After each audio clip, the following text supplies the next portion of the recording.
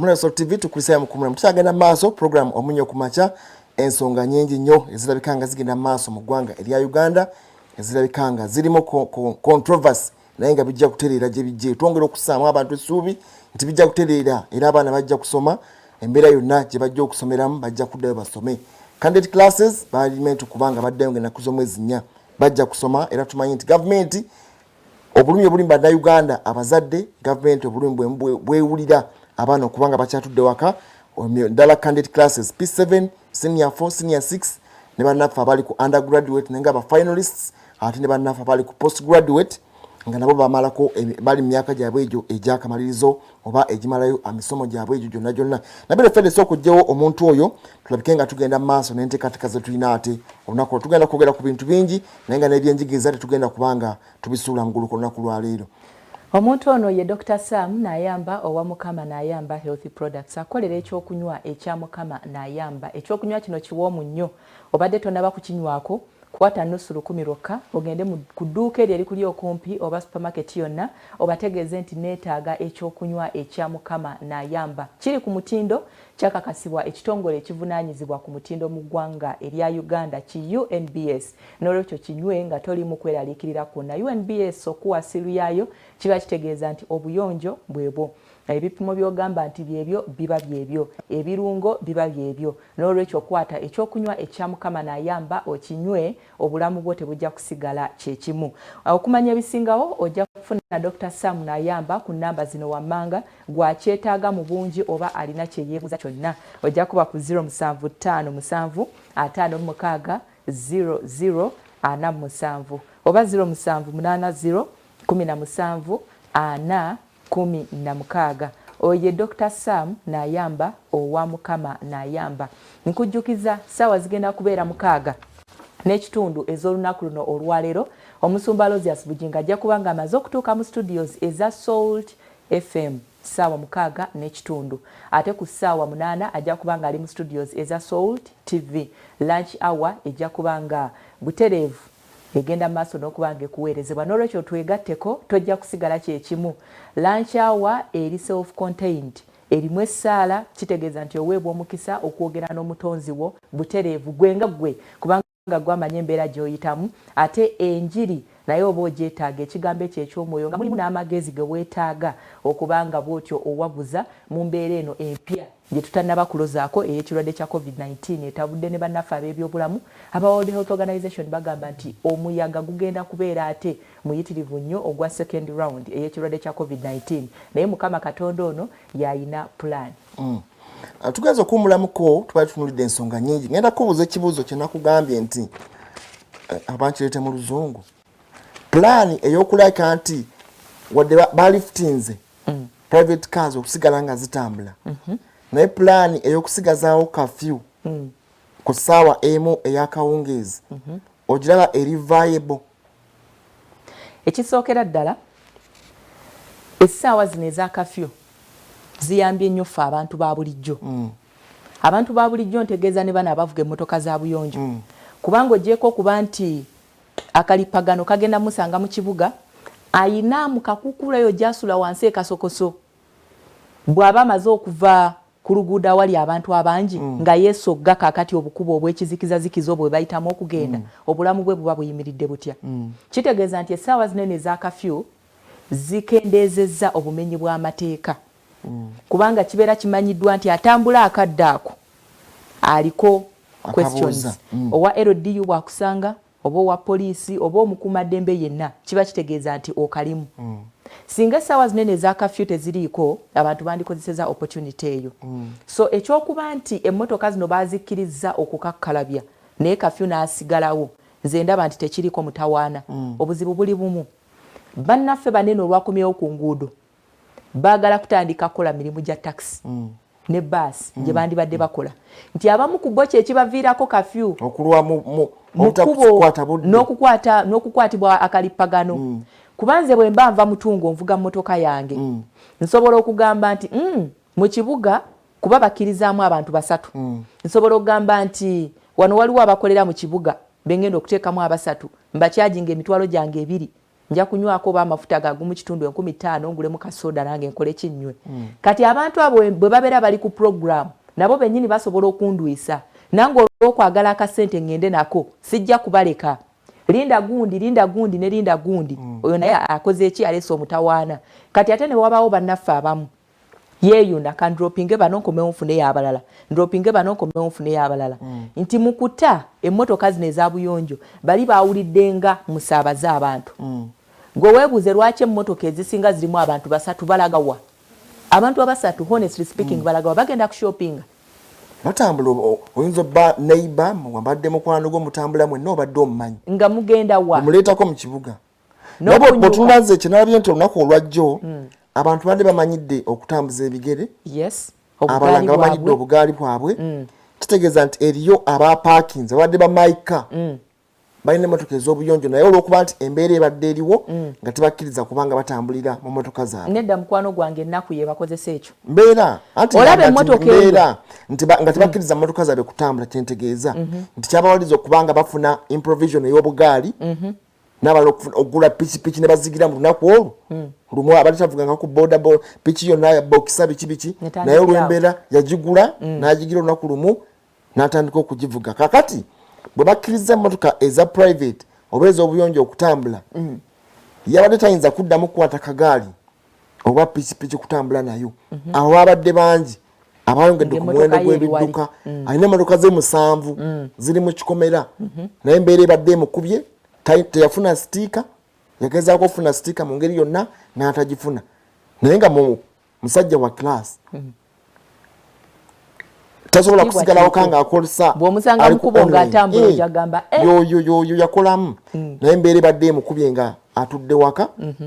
n'agakanzijeyo emmotoka abo babadde bangi nnyo abazitambuza olunaku olwajjo naye kaakati ndowooza ekintu tunakiteekedde okuba nga kikolebwa very calculatively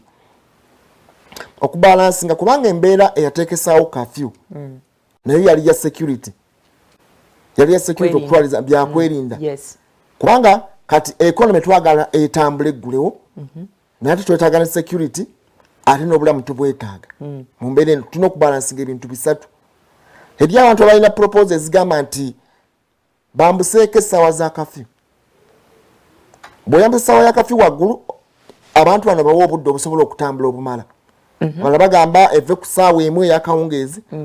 beyongere wakiri ssaawa 4 abantu obawa obudde obubamala okutambula n'abamenyi b'amateeka nabo n'obawa naye era nga kikulaga nti ne bw'onoomugamba nti addeeka tulifutingemu kale essaawa za kafyu okuva ku 7 paka ku 10 o'clock 10 pm era bajja sigala nga bakyali kuki kati okuzzaako emabega katono waliwo olaba wabaddengawo abantu abeefuula abakuuma ddembe ne basawo road blocks mu bitundu ebyenjawulo naye nga bafere how about bwe tunagamba nti sawa za kafyu tuzongezayo paka 4 ez'ekiro tojja kusuubira bantu baneeno betulina abaffe banene aba LDU kubanga olinawo ogenda okuba staginga nti mubeere waneeno mugenda kukwata abakafyu abaaki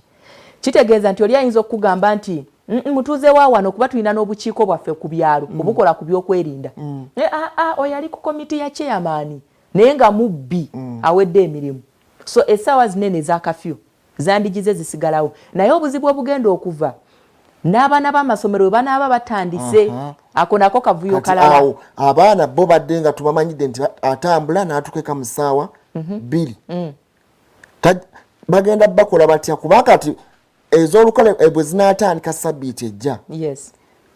enguudo zaffe tuzimanyi planning y'enguudo tugimanyi tumanyi ebifo byo nti ono jaamu yetavaawo kubanga ne wali nga zire zitambula zokka ez'ebyamaguzi n'entonotono zibadde zitambula ezitambuza kasasiro ambulensi eza minisitule ebyobulamu entonotono ezibadde zitambula era jaamu abaddeyo kituufu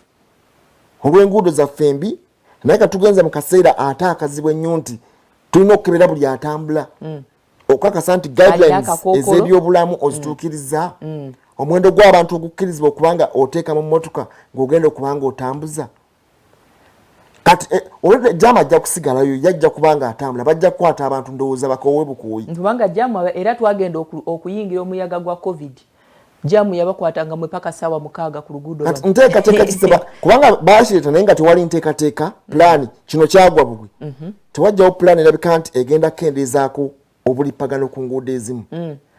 kati n'enguudo ezitabadde na bulipagano olw'okubanga balina kutambula mpolampola nga beetegereza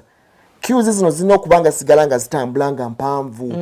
n'enguudo ezitabaddeeko kalipagano buli awali road blocker wonna we bagimaaninga ne bagiteekawo nti eno road blocker bagitadde mu kitundu kino wateeka okukwata akalipagano. Solution gyendinga gyendaba eryemu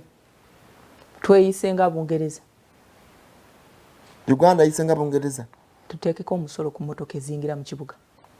zijja kendeera. Anti kakati awo kikulaga nti kakati waliwo abantu abayingira mu kibuga abamu nga tebalina nsonga ebalese mu kibuga ng'omuntu talina nsonga naye nga azze mu kibuga awulira empewo y'ekibuga alese emmotoka ye naye mu kibuga bwafiiringa bulala azze kulaba ebintu abiraba edduuka lyaliraba nga tulimulisaamu kamera ku maca ne tuliyisaako wewange ogwo naye kati ayagala jje alabe edduuka eririta wakiri atulewoko obutuuzi oba bw'aba afunye opportunity ayingira abikubeko enfuufu addeyo eka akakase nti kufulu yeeyo tewali yagimenya ebintu byange biri safe naye ate womaliza okulaba oluggi kufulu eri safe how about ebyomunda waliwo abali batunda electronics kati ebyo bivaako ebibeera losi obulamu bw'omusuubuzi eba maali kati ate onookola capital what can you do oli mu category eya shopping mall oli mu category ya arcade mwe muli maali yo tebanaba kukkiriza so what then ne bw'onojja n'otuukayo tunakyo kukolawo not until restrictions ziliftingiddwa gwe muwokolera ogende maaso okubanga okola kakati awo okujja nze ndaba nti walabya akatambi akadde katambula jjo abasajja ba Subaru bazijjayo ne bazitwala ne bazeetoolooza ne baziteeka mu layini nga mpanvu naye nga tebalina gye balaga just kugamba nti batutadde eringanga enkoko ziggulidde kati zibuuse ndakola ebyakola misinde nazeetoolooza naye nga talina gyalaga just kuvuga mbuvuzi naga kangende ndabeko ku bantu bange mu kyalo kati ate gobadde Kampala naye bakutadde olina omuntu wali Masaka kati otambudde okalakase paka Masaka genda kulaba bulabi ku bantu bo ngenda oba ku faamu yange kulaba ebirime mmere kuba abamu abasinga balimi asula mu Kampala naye ayina faamu ye mu kyalo kati ebbanga lino yonna lyamaze nga tatuukayo yeetaaga okulaba enkoko baazigema ente zo ziri zitya embuzi zirabika bulungi ebisolo babiriisa biki byonna bwe bityo. Kati everlasting solution ku kino egenda kubeera ki kubanga tusubira ebidduka byo bigenda kweyongera obungi. Ebidduka byo bigenda kweyongera obungi naye nsuubira nti akadde kaneeno emmotoka okubanga esaabaza abantu naye ng'abantu bootwalako tobamanyi kubanga ate ffe ekirwadde kino bwe kyabalukawo ne tutandika okuwulira nti mu ntambula y'olukale kikwata ate ng'amawanga amalala ne gatandika okubanga gawera entambula y'olukale twasanyukirako nnyo bannaffe abalina entambula eyaabwe nga tumanyi nti beki ekirwadde bakimaze kakati omuntu ono atuuzaamu abantu batamanyi wa gye bava mayitire gaabwe talina disinfectants nti bwe banaazivaamu kangende nkole ntya nfuyirewo baneeno bamaze okudropinga ayinza okutuuka eno bw'abaddayo ajja kufuna abalala akole ki ateekemu azeeyo emmotoka ewuwe mu maka atuuzemu mukyala we atuuzemu n'abaana naye kenyini okuyingira awaka atabana kuyingiza mmotoka tanaba kuteekamu wadde mukyala we ye kenyini okuyingira okwetabika n'abantu balese awaka famire ajeeyo emmotoka n'agitambuza naye mu kuddayo awo agenda kusiiga abantu balese awaka ekirwadde kubanga nze kyensuubira ekyokuggulawo emmotoka eza buyonjo tekyategeezezza nti abantu muyike mu kibuga ebintu ebyo bibiri byawukana ojjayo emmotoka oyingidde ekibuga naye olagawo kyengezaako gamba nti gye buvuddeko babadde nga babuuza nti gwakiri ngenda ku restaurant ngenda kukola ndi wa banka nina ID ndi wa media nina ID ndi wa kino kye ngenda okukola ababadde essential kubanga mu kugulawo emmotoka zino eza private tebaguddewo mitendera mirala gy'abantu bakukola emitendera gibadde gigenda maaso bamakanika aba wholesale bannaffe abatunda hardware abookya ebyuma ababazzi era be basigadde category zigenda maaso tugambe nti omuwendo gy'abantu bano babadde bajja nga batono butono oba nga bakozesa entambula okutambuza ebigere nti kakati olw'okubanga category zikola ze zasigadde zikola naye ate ebidduka tulaba nga byeyongedde okuba ebingi kati awo kyavudde ku kyebidduka okuba nga bingi ate nga category zikola zasigadde nga ntono babadde batambuza bigere bonna nti kati babakkiriza okudda bagenda emmotoka zaabwe ekintu kiri kimunze kyendowooza omuntu bw'abanga ali mu mmotoka ye ng'ayingidde ekibuga ng'alina ID nti omulimu gw'agenda okukola gwe gwakkirizibwa be bano abantu abakakkalabya atambula agende naye bw'abanga talina identification yonna nga tamwatamu omubuuzo olaga wambu ngenda ku shoppinga naye nga gyavudde bugolobyo bayise ku butale bumeka nendakawa waliyo akatale oyo asasule fine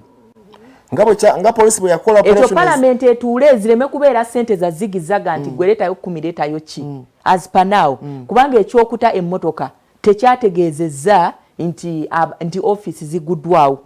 nti oba emirimu egimu giguddwawo eri aba office abadde bakolera awaka ng'ali mu kategori ekkirizibwa okukola naye office zaabwe tezinaggulawo naye nga ye akyali waka abadde akola online ku mulimu waali balina okumaintaininga that social distance nsuubira nti emirimu egisinga kati bategedde engeri y'okubalansingamu abakozi abamu bakolera mu shifts olw'okwewa ebbanga eryo eryagambibwa so tosobola kunkonvinsinga nti bonna bayiika bakomyewo mu kampuni kukola kati kitegeeza nti mu kampuni eyo wagenda kubeerayo muyoleero distance egenda kuba teriiwo abala emmotoka zaabwe zibadde zikutte empumbu mulala yagadde agiyo akubemu alabe bwetambula endala twazirabe nga zikwamidde ku nguudo kubanga ekintu abantu baneno kye baakoze kiyinza okuviiramu okusazaamu okudda kw'abaana mu masomero nti emmotoka zino eno tubadde tuzisuubira nti baana be bateereddwa omuwendo gw'abalere abadde bayingira mu kibuga gubadde gumanyiddwa kitegeeza nti emmotoka zino oba zinaatuyambako kutambuza abaana bano ab'essomero bwe babeera bongerezaako n'okuteeza olukale naye kati discipline bwe banga egaanye kitegeeza nti eri awalala we tugenda kubanga social indiscipline erimba Uganda n'okulabika nti ensimbi ze zibasingira ndowooza obulamu kubanga tuwano baga nti tubadde tukooye eka omulala yavudde buvinaga nkooyo okubeera n'omukyala ewaka kanvuge mu kanjeetolooze ntambule neeto oba omukyala akooyo n'ogenda n'omujje waabwe n'abakyala bakooyo okubeera n'abaami ewaka agamba waki kanjivuge ngende abaami mutumalako emirembe kati tolaba kati embeera eyo bwetu buli omu yafuuse enkwa ku munne beetawuluza n'okuŋŋamba ogwo omunnyo gw'oteekamu nga mungi nfumbye emyaka nga 20 ebiri mu maka oli talina gy'alaga oliwamu mungi naye agakanjeetolooze ngende ebugolobi nva ebugolobi nzira eruzira neetoloola ekirombe eyo nkomewo e Kampala zinagenda owera 10 nga ngende eka kati n'oyo yagudde mu kavuyo ka jjaamu n'akwatibwa naye ng'ombuuza nti wabadde olagawa bya just kukola ki bya just ngera bobirali kuvugamu obuvuzi kwetololamu kati abo babadde bangi abalaba ka girlfriend kali eyo kalikuwa luddo kalaba biki teri asobola kwenda kulaba girlfriend kati babaddemu naye waliwo omusajja eyannewunyisa gye buvuddeko Tom Sebbunga yali amukolako interview bafiiriddwa abantu bangi eruuyi eyo naye yagamba nti si kiwanga n'ekirwadde kya covid gyekiri naye ng'ensonga gyawayo eriwa ku mikwano gy'amanyi gy'alina gyonna baneiba bonna baalina n'abantu b'amanyi tawulirangako yadde n'ogwo eyali afudde ku kirwadde kya covid-19 tekitegeeza nti tekiriyo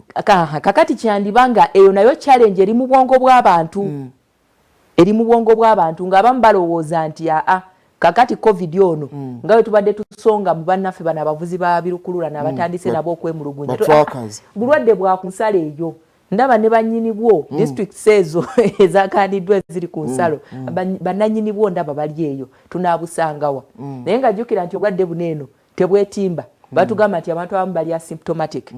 abeera nabwo n'atambula nabwo n'asiiga oba n'atasiiga kuba byombi bisoboka n'asiiga oba n'atasiiga muntu mulala naye ng'alina obulwadde buneeno obwaki obwa covid nze ekyendowooza nga bwe tulindirira obukookolo obwa gavumenti gwe ng'omuntu weekolemu omulimu kuba bw'oba olina akakookolo teri agenda kugaana kukola ki kutambula tulina okwekolamu omulimu gw'okola akakookolo minisita ke yatulagira kuba kadde kagenda tuuka nga bakwata n'obukookolo obutali bwebwo kabeere nga ka mibiri ebiri katunge nga kalinga akalimu akasawo nga munda ako ke bayita ka filter tebanatunyonyola filter ye naye kyekyo kubanga tuli mu mbeera yakalippagano katulengere olunaku olwaliro ate bukedde butya Robert Mutebi ali Kajjansi genda maaso Robert Mutebi otulage embeera y'ekajjansi eri etya jo twali nti tebwagenza okuzibira abalala basuze ku nguudo abalala basuze mu buduukulu lwa kulemererwa kutuukiriza ssaawa za kafyu emu leero bukedde butya ebitundu by'ekajjansi ku ntambula ey'ebidduka Yaziza nnyo Wamala obuzibu bwe nnina ssaawa zino nti Fedi simulabako naye Fedi nkulamusizza nnyo simanyi naye oba ayambadde akakookolo ako oba takambadde.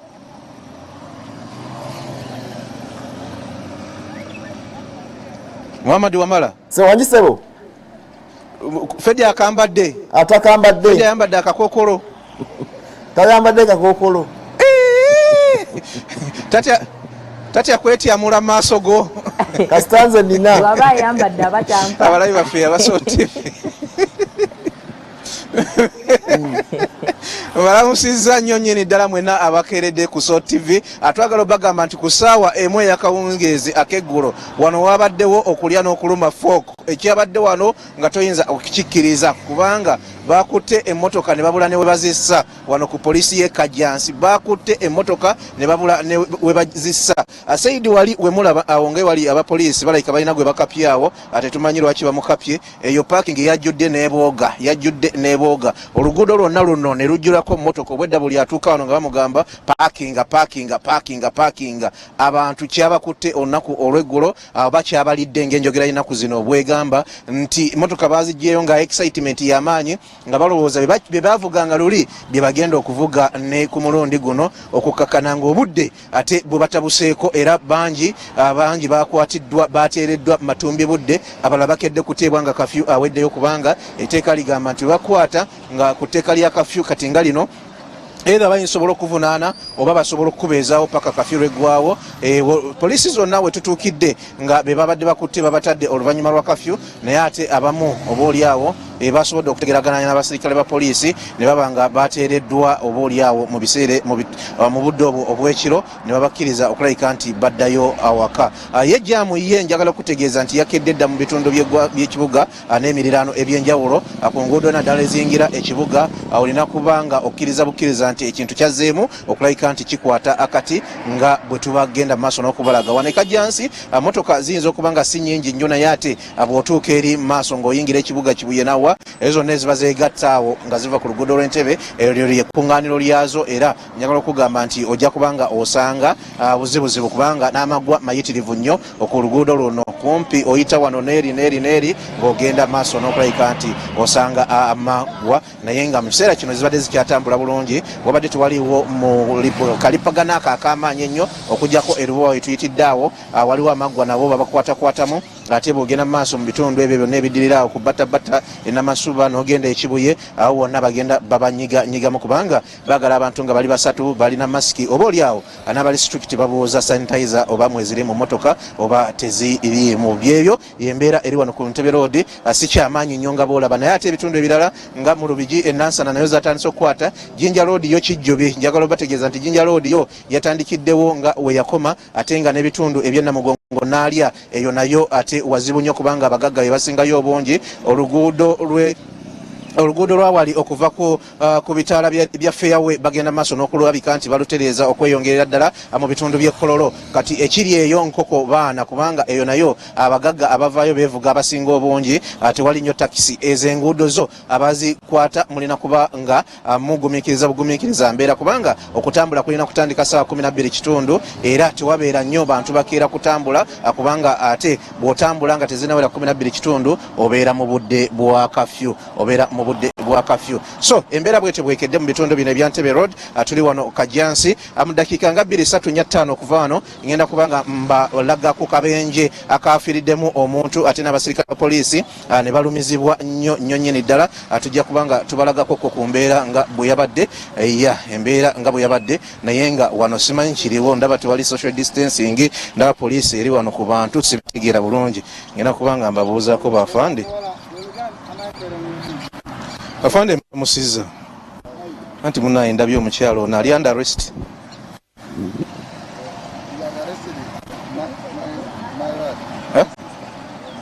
she's under arrest no she's not under arrest but for what the other side Kabakaunga bagenda gaba.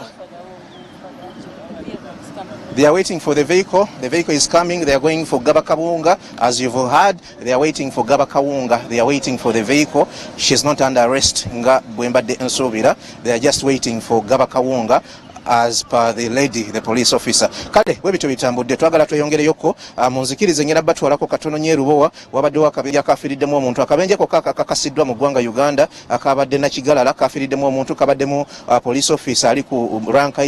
ya superintendent ndowooza kansubire SP superintendent of police ndowooza yoyo kino ekiyinja ky'essaako ekisaawa be babadde mu motoka eyo n'ebirala tujja kubanga tubinyumyako mu dakiika nga 5 okuva kati kambazeyo mu studio ate nja kukumawo ekyo nga tetuneyongerayo walala. Tebi embeera yeyo eri ekajjansi entambula erabika nga tekanaba kuba nnyo kanyamberi genga olunaku lwajjo kati baba bukyali kuba kati abasinga bajja mu 3 awo 5 maaso kawo tebakeera kati bamanyi bagati tugenda kyamanyi kitugenda kubanga tukola naye jamu ono batekewe essaawa kuba kati Uganda economy nga bw'ogimanyi eri liberalized omuntu ojja muwabudde bw'alina kukoleramu balina ku respecting ndowooza buli bwa kafyu kati omuntu amanya nti by curfew time tegeddwa okubanga nkola byenkola bwe mba mu office by 4 mbere nga nfulumya. Anti era akadde kagenda kutuuka. Timing omuntu gye timing ndowooza. Abantu bagenda akadde kagenda kutuuka. Nga bannaffe bano ab'ebyokwerinda tebalina kya kikolera. Okujjako okuteegera abantu bano mu byalo eri. Kati ekibuga we kibeera kigaanyi. Okubeera contained ku nsonga ya traffic. Bagenda bateegeranga eri waabwe. Oyitawo saawa past saawa emu mbooko. Kati kiba kitegeeza nti omuntu kijja kumukakatako y'okwetayiminga okuva mu kibuga awone embooko zaawa ezeeri ku kyalo. Bwe kiba kyekyo option endala gavumenti kugamba nti by saawa 12 tetwagala muntu n'ogu mu kibuga. Awo bategere nti baleseewo essaawa eno emu esigaddewo. Anti kakati kiri jeno nti baisaawa emu. Anti kakati tetwagala kulaba muntu yenna ali ku luguudo okujjako emmotoka. Nagambye nti bagamba nti baisaawa emu. Oli n'agamba nti nze wange nvugirawo eddakiika 15 nja kusimbula ku ssaawa 12 n'eddakiika 45. Naye bwe bagamba nti baisaawa 12 tetwetaaga muntu yenna mu kibuga and baisaawa emu tetwetaaga muntu yenna mu byalo. Anti rajja kugamba nti wange kumpi by 5:30 nja kuba nsimbula. Kakati ono asimbudde by 5:30 mu bwongo gwoba okiina nti kafyu wa ssaawa mmeka? Emu. Tomulina kuko. Kakati awo bakoze batya? Anti kyekyo kyokka kubazanira ku mutwe kukendeeza ku ssaawa za kafyu mu bibuga. Na kumaintaininga eza kafyu eri mu byalo. Kubanga omuntu bw'aba tugambye nti by ssaawa 12 oli ow'ekyejo agamba nti nvugirawo eddakiika 15 ajja kusimbula 11 nga n'eddakiika 45. Ekinene ennyo ajja kugenda okufuluma ekibuga ssaawa nga 12 n'eddakiika nga 25 okwolekera olumutwala ewuwe. Kati ewuwe mugambye nti by ssaawa emu zo ziri constant tetuzijjeewo beera ng'oli wuwo. Kijja kuba kitegeeza nti basucceedinze okujja abantu mu kibuga ne mu byalo gye babeera by ssaawa emu ku nguudo nga bali mu Uganda mu Kampala muno. Embooko enyoke. Abo abantu bali bameka abo? Kye tulina okutegeera Muhammad Wamala nti embeera eno eya COVID-19 kyereeseewo kyekiri. Kubanga kati ereese enkyukakyuka eri positive and negative. Omuntu agenda kubanga awalirizibwa okunoonya wawaagwa. Fena tugamba nti ebyenfuna bigudde lwakuba tetunaba kutawaanya mitwe gyaffe. Abantu baneene abakola obulimulimu buno chakala ba mugaso nnyo eri ekonomi y'eggwanga. Akadde kano ke tulimu bannaffe banene ababadde basuubula ebyamaguzi ebinene okuva ebweru w'eggwanga we are not sure oba bagenda ku resuminga kati oba nedda. Naddala bwe tudda ku nsonga z'engoye mu especially government bw'eba eri serious n'ensonga z'emivumba. Kuba olaba emivumba gino girimu classes, first class, second class, third class ne zino ze musanga 5 mulonde. Twali tusuubudde ku ngoye. So ezimu ku zino zi first class osanga akaleega akali mu first class nga mbutuufu bw'okasanga mu dduuka ojja kubula. Ojja kutegeera nti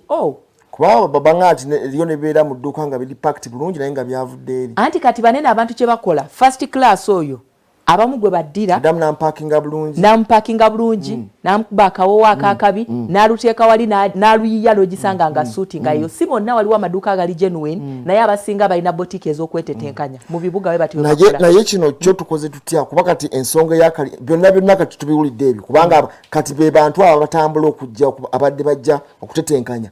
kuba ate public transport be badde etambuza abakyala bakola mu butale president be yagamba nti muli baddembe okuddako eka naye ng'era ekyo nakyo yabata ate n'abasibirawo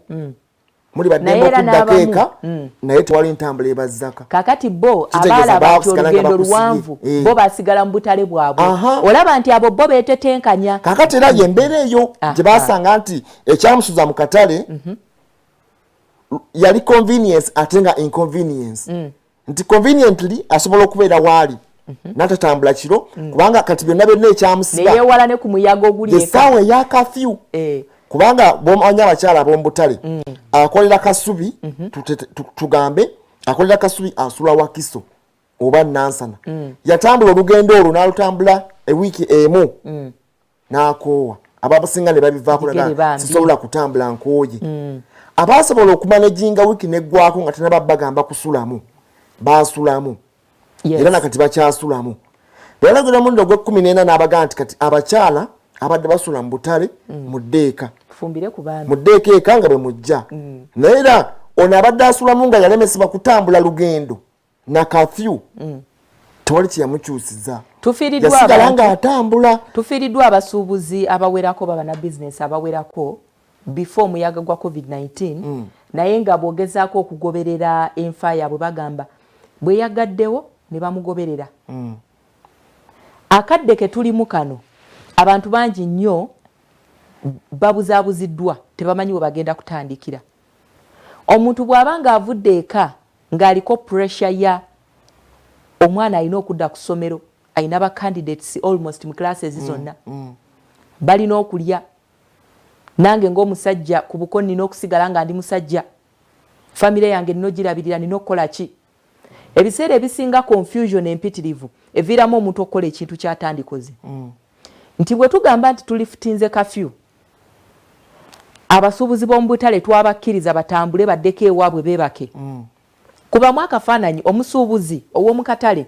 tajja kunnyuka ku ssaawa 12 ng'akimanyi nti ate ab'emmotoka bo babeera ku nguudo paka ssaawa 3 kubanga kafyu akoma ssaawa 4 bano ab'emmotoka bagula ate bagaba ssente bagaba ne ttiipu ajja kusigala abaguze kakati saasira mukazi wattu ono abadde mu kitangaala eno gyali mu kibuga addayo akkirira eri mu katanga gy'abeera kitegeeza nti abavubuka b'oku kyalo abazenga bamulaba nti akeera yasooka n'asulanga nayo pulezidenti yabakkiriza okusulayo n'azikuŋŋaanya ate leero abantu babeera balaba omuntu nga yakwetegekedde okubaako nekyakuggyako amanya entambula amanya endya amanya ensula tayimutebo yaaba agirina mu 5 kubanga essaawa ze tujja essaawa 11 osanga abakyala nga batambula mu kkubo nga n'essaawa za kafyu tezinaba kutuuka 12 n'ekitundu naye tubasanga ng'atambula agenda ku mudaala gwe waakolera n'obasaasira naye batambula basatu asuubula naye asuubuze asobole okufunako tajja kulinnya booda naye ng'atambula obasanga n'ebiseero mpola terezaamu statement y'okusaasira katono wogamba nti ne tubasaasira okusaasirwa okutuufu kwandibadde nti abasajja muddeyo mu buvunaanyizibwa bwammwe. Mu mbeera yonna tukatwogera mu mbeera eriwo kubanga era pulezidenti bwe yali agamba kibuusa maaso wali agamba nti abasajja ababadde basula mu butale mu ddeeka anti abamanyi abasajja abakyala era nange ndiwera mu kontekisi ya pulezidenti nti abakyala ababadde basula mu butale tubasaasira era tugaa nti abo abakyala bo baziira ddala beetaaga n'emidaali okubanga bagaba emidaali naye yabata entambula ey'olukale bambi teriiwo kakati kyenkugambye nti kakati omukyala ono abadde asula mu katale yamugamba ddakeeka n'ate public transport teriiwo wasobola okuwa akaasa oba akaasa budo n'addeeka n'akomawo enkeera asula nansana akolera kasubi yasigala ng'ali stationed pulezidenti yanyenyaamu katono ddayeeka ali n'amusiba n'amugaa nti wali ntambula yaki ya lukale. Abantu lwaki tebaagala nnyo okusula kumpi ne we bakolera? Mbeera. Kuba kati mbeera yeereetera abantu okukola ekyo. Nedda Muhammad Wamala okolera mu katale k'e Kasubi osula mutungo. okimanyi bulungi nnyo nti obudde bw'okusuubula emmotoka ziika ku makya wali wasobola n'okunyuka wabaawo jjaawo buli omudaala gwali gwajjajjaawo n'ogufuna mu mbeera wagusikira n'abeera kati lwaki ate ogenda ku bino ng'oguno ogufunye mu mbeera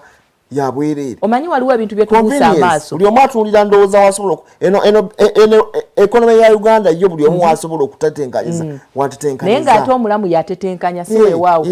ekikwewuubisa ku makya mu kizikiza ku makya saawa 10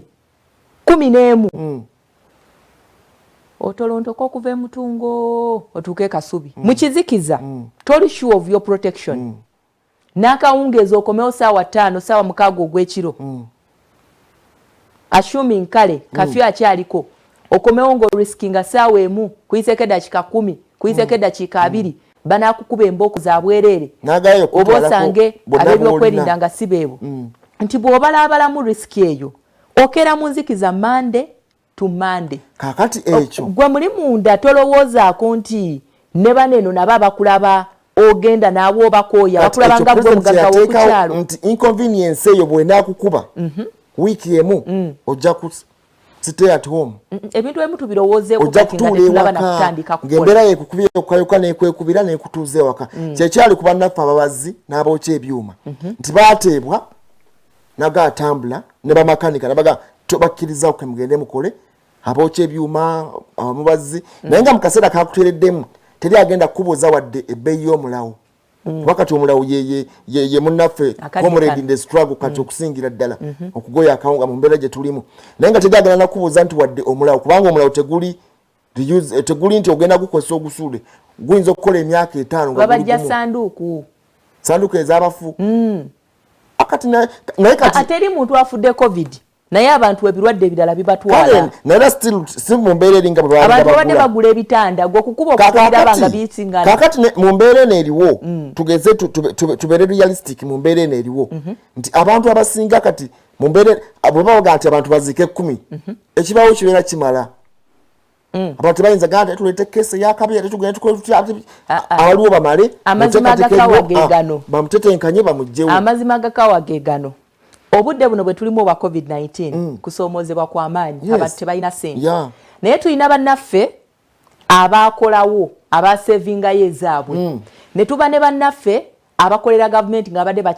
bakyafuna emisaala wadde tebakola ne tuba ne bannaffe abakolera kampuni ezimu ezakkirizibwa okusigala nga zikakkalabya nga babawa kasente abantu bano bakozesezza opportunity ya COVID-19 okugula ebintu n'okubistockinga mu nju ebintu mbasitegeeza mmere yokka bino ebintu biriwo byonna byonna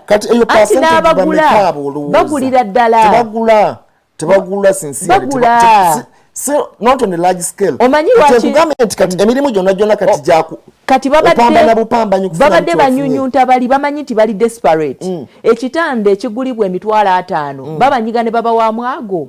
3 oli nakiwayo nga talina kyakkola mmere y'abaana ebbanga kiri ogenda okufuna akulamaza wadde ekitanda ekyasatu ogenda kitunda 3 ng'okoze ebbanga kyokufuna oyo ajja okukiramuza anti kati jjukira nti g'amaduuka agabadde gabitunda mu bibuga magale kakati ye yalina opportunity naye katono oyinza okumalako esabbiiti naaba nga teri wadde akubuza akatanda k'omwana anti emitwalo 3 ago oba ogakutte bulungi gasobola okubeezaawo omutima gw'omusuubuzi gubeera kaŋŋende buli lunaku ndaba ekiriyo gubanga gwa mulimi sirina we ngenda kulima naye kaŋŋende nkuulekulemu omuddo balengera bannaffe bamakanika nga bakaayana n'okukaayana naye kasokotulabe Robert Mutebi ali bitundu ebyeribowa tusobotulabe embeera eno ey'akabenje akaguddewo olunaku olwajja Robert Mutebi genda mu maaso tulage embeera y'akabenje n'emmotoka eyo yaweddewo neyanziza nnyo neyanzeege ke kabenje kokka koyinza okugamba nti poliisi keyarekodinze olunaku olweggulo kabaddewo ku ssaawa zabadde nga emu ez'olweggulo ekajjansi wali enakigalala express highway wekabadde akabenje kano era ng'okusinziira ku statement eva ew'omukulu Luke Oweyisigire omwogezi wa poliisi mu Kampala n'emiriraano agambye nti akabenje kano mwafiiriddemu omuntu omu kabaddemu abantu 3 ababiri balumiziddwa nnyo nnyini ddala era baddusiddwa mu ddwaliro ekisubi okufuna obujjanjabi naye nga mwabaddemu ne superintendent of police muyite SP wa police Jane nakityo ono ngaali attached ku Senior Command and Staff College bwe bajja era n'omusajja omu atanategeereka kamanya nondooza n'omukyala omulala okusinziira ku poliisi. Bano nno bagiddwa ku emmotoka eno yasoose kutwalibwa ku poliisi y'e Kajjansi ate oluvannyuma ne gibwayo kubanga wabaddewo ekikwekweto ky'amaanyi kuba badde bajeemedde kafyu. Mmotoka ne gibwayo n'etwalibwa ate wano we tuli e Lubowa ku police station ey'e Lubowa wekyakuumirwa paka kati balinga bakyagenda maaso n'okulabika nti bajjanjabirwa ate nga bano b'omulambo bagututte for postmortem mu ddwaliro e Mulago. Ke kabenje akamaanyi akaguddewo nga lockdown ku mmotoka eza buyonjo azigulwawo. Wabaddewo amawulire agagamba nti Bwama wabaddeyo abantu 3 abafiiridde mu kabenje naye ebyo byabadde bikyamu. Abafere babadde bakikozesa kunyagirako bantu asente kubanga balina abantu bedda bakubiranga bagamba tugudde kabenje banaffe 3 bafudde naye ffe nze nsimatu sempereza y'emitwalo 5 abwabadde bufere tewabadde kabenje kalala akafiiriddemu omuntu okusinziira ku poliisi okujja ku kano ketuze okubalaga saidi wano tokakwata mu bubba kubanga obo ebya poliisi obimanyi naye nga abantu omuntu omu yafiiriddemu abalala 2 ate bakyajjanjabibwa mu mbeera embi mwe bali mu kiseera kino. Bwe kati bekalabise motoka yagiddwayo eggulo neeretebwa wano kubanga wali wabadde wajjudde ekajjansi. Kyetwagadde okubalagako ku Salt TV olunaku olw'eggulo motoka lwezazze ku makubo naye embeera nga bwe yabadde yeeyo nti obaoliawo abantu obaoliawo badde n'ekinyegenyege ky'amaanyi okukakkananga ate obulamu tutandise obulozinga ate nga wetubeeredde walinga embeera ebadde yaddeko. Salt TV tubazizaayo katweyongereyo ate kino kyetwagadde okukeera okubalaga mweraba nnyo naye ekibinya ekyakabenje ako naye nga kati ebidduka bikomyewo kitegeeza buli muvuzi agenda okubeera ku luguudo bannaffe ab'obugaali boda walengedde kati bajja zivuga abalala badduka kweyuna kafyu aleme basanga ajja kumala gavuga asabala abantu kitegeeza nti buli agenda okwesa oluguudo beera cautious eri obulamu obwo. Kitwale nti gwe wekka gwategeera kitwale nti gwe wekka atalina bizibu bw'oba oli ku luguudo. Otherwise kati tugenda kuba n'abantu ng'atambula mu kkubo naye ng'ayogera naye nga kyekimwogeza byalowooza bizinensi empya oba gyagenda okuyingira giyingidde ntya nkoze ntya naye nga obwongo bwonna buswichinze ku ekyo ngenda kukola ki okubanga neddaabulula then wabeewo n'abalala ng'abuze totally tamanyi abantu bagenda abamu bayinza okutuuka mu maduuka gaabwe nga n'emmaali nayo nyononefu tebalina we batandikira. Alina distress ku mutwe alina anxiety alina fear byonna bimwerimbiseeko omuntu atambula naye nga kati ate ekyo kijja nga teweeteeseteese. Twalina nga omusomesa yakubanga ennyo emiggo ali musomesa wa Greek tukubanga embooku naye nga akadde katuuka ne muva mu pepa n'okkiriza n'ogamba nti okusinziira ebibuuzo nga bwe byabadde enda kuvaayo na 30% ng'omanya nti ezo mbooko zo ne weekuŋŋaanya era bigenda okudda Mukama n'akuyamba ng'ofunye 5 kuba yatandikirangako 5 n'omanya nti mpiseewo naye nga baneeno olwedda aba akoze eki yeeteeseteese. Kakati gwe omuntu abadde akakkalabya nga bizinensi yo ogigaddewo okuva ennaku z'omwezi obanga 18 eyo toddangamu giwuliza. Njagala osooke weeteeketeeka ogume omutima weekansolinge wekka. Ebiseera ebisinga abantu boogera naye nze bwe mba sirina kifuna mu mutima gwange sirina kyenzijamu. Weekuŋŋaanya omanyi bizinensi yo gye waleka emabega naye baana ebibuuzo bye weebuuza ng'omuntu singa nzirayo nga emmali yange yonna tekyasobola kungasa ki ekiddako naye nga bulamu bwe businga. Feel the pain bw'omala okufiiringa pain gwe kennyini nnyini weddaabirize muli munda osobole okumanya plan B yeriwa. Plan B bw'enaaba egaanye ate plan C si bw'egaana ate plan D ojja kutuuka okugenda mu bizinensi yo nga toliiko binene ebya pressure zinkubye ate kikubanga jjukira nti gy'okoma okwestressinga akasente akatono k'olina ojja kukamalira mu ddagala. Era kyembadde nga ne bali basajja baffe kati abajja kubanga kati olina okutunulira priority mu kiseera kino tutunulira priority nga ya bulamu kyekisinga vis-a-vis byonna bigenda maaso kuba tekijja kugasa okulabika nti oyaaya n'okufuna akakadde k'ensimbi naye nga genda kukola ku maziika gaawo. Wamala obulamu twandibwagadde naye oluusi bannaffe babututamya. Kubamu akafaananyi omuntu gwe tuwogerako atuuke mu kibuga nga bizinensi egaanye naye ng'ewaka omukyala abadde amutwalanga amanyi n'omujuliza lwaki tobeerako nga mwami gundi lwaki ebintu ebyo byonna byonna kati omuntu ng'oyo bw'atuuka ku bizinensi ye ng'egudde pressure ziyinza omukubirawo. Tubadde nga tubalaba omwami yali mu bitundu by'ebugwanjuba eno just kasaketi kamunyo kasingi 10 kamulema okuprovidinga eri omukyala. Omukyala n'amwogera bye yamwogera n'atambula n'agenda yasanga amuteekedde ekifaananyi mu mulyango ng'ataddemu kasita. Kitegeeza ngenze yamusanga mu mulyango ng'amaze okwejjawo naye nga lwali singi 10 ak'omunnyo. Omukyala okumussaako olukongolo olwo nti ebikolwa nga bino bingi nnyo mu mbeera eno ebadde egenda mu maaso ya covid. Gye tutamanyi egenda kukoma kubanga covid ye tugenda kutambula naye. Embeera eno eyinza obutakoma kati naye kintu kimu kyokka kye njagala okukubiriza abantu. Omuzadde agumiikiriza omwana we. Ekyalo kyonna ne kyogera naye omwana wa gundi naye omwana wa gundi naye omwana wa gundi buli omu n'akubakerera ab'ekika ab'ebukojja abaawa bonna ne batabuka. Naye omuzadde n'asigala ng'agamba omwana wange waliwo engeri gye yeekuŋŋaanyaamu n'agamba nti omwana wange era singa bukya ku makya ne bagamba nti ekyana babadde bakyemulugunyaako nnyo tukitte omuzadde yasooka okola okikweka. Kati abaami balina okumanyira bakyala baabwe bamanye nti ono muntu wange n'abakyala balina okumanyira abaami baabwe bamanye nti ono muntu wange. Ng'omukyala luli gwe twalaga wano mawulire gaffe yayokya omwana naye mbwenta bweva kuba nti omwami naye amukijjanya buli omwana lwakola ekikyamu naye obusungu n'abumalira kwoli. Tulina okuyiga olina okuyiga okusitadinga abantu b'oli nabo omanye nti fedde oyo anjagala nga nina ssente naye we ziba teziriiwo n'okugolola aba takyagolola akatunda aba takyaleeta nkoko nkulu yagyeriira. Kati otambulire mu life eyo buli lw'omanyiira abantu abakuliraanye obulamu bukwanguyira kubanga ebigambo byo weebiri omuntu ajja kusigala ng'ayogerera eddala. Weeteeketeeke stress gy'oyiseemu ewaka bw'onaatuuka ku business eyiyo assuming ebintu tebitambudde bulungi onaabeera otya. Kimu kyokka ky'olina okumanya nti omuntu omulamu bulijjo abeera n'omukisa ogumuyisa mu mbeera eyo gy'aba abaddemu. Twagala obutamala mu bantu ssuubi nti bw'oba oli mu kategole yakkirizibwa okubanga okola tuukayo tomanya chance egirawo kyonna ekiriyo ky'oba ogenda nakyo abali mu kategole naye kati eriyo abatayinza kuteebwa mangu bannaffe oba mu akedi gyakoleramu erina sitowa ate ali mu kategole yakkirizibwa okubanga akola. Kati eyo controversy eriwo nti era abamu baali baguddewokko ne bagamba musigale abali mu akedi shopping malls n'abo bazzi ayo kyebyuma genda otuukeyo bajja kujja nga batono naye ojja kulondera mpolampola 1,200 mpolampola ojja kubanga ati osobola okutambuza. Priority kati eziriwo ziyinza okubanga ziri nnyo mu byakulya abantu abasinga. Omuntu ayinza obutayagala kugula ssimu mpya ssaawa eno naye ng'alinako abadde alinako amapeesa mpolampola nasigala ng'atambula naako kati ate fees zituuse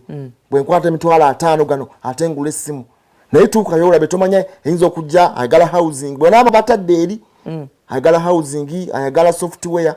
oyinza okufuna mpolampola naye nga kakati olaba embeera eyo nti priority matters kati ani ateekeddwa okola ofuna ki naye nga tuukayo bw'oba oli mu kategole yakkirizibwa okwate mpolampola olina okuba omuyiiya omukisa gugubeera mu kibuga omwo. Akadde ke tulimu kano aka covid-19 omuyaga ogwazze kukyusa bintu mu ngeri ennungi oba embi okusinziira ku ngeri gy'onaakwatamu embeera eno. Kituufu wali eri obadde nga weeyagala olw'ekyo ky'otunda naye kakati ebintu bikyuse olina okunoonyayo ekipya. Masks zino eno teeka okuzambala naye zonna eziriwo kyenkana abakyala bazigaana naye ng'entabwe eva kuki takula omutwe gwatunga masks masiki ki gy'osobola okukola omukyala n'asigala ng'agiteekako nga make-up we kwali nga asobola okugyogereramu bayizadda endala kati ekitegeeza bw'aba atuyanye ekwata entuyo wano gondi wamwe n'asigala ng'atambula kiriya. Tugenda omulamu katono nnyo batunadda tujja batufunye ate abantu abalala tukyuse n'omulamwa tujja kugera ku nsonga ez'ebyenjigiriza ezirabika nga nazo zireese akanyamberege. Abasomesa amatendekero ag'amaggulu bagaye tebagenda kuddamu kukwata ku nnoni basomesa na nnoni oba tebagenda kuzikwatako nga nnya abaana bakomawo ne bo bagambye okutuuka ng'ensonga zaabwe ez'emisala ziterezeddwa. Katudde katono nnyo tovaawo omulabi waffe wa Salt TV.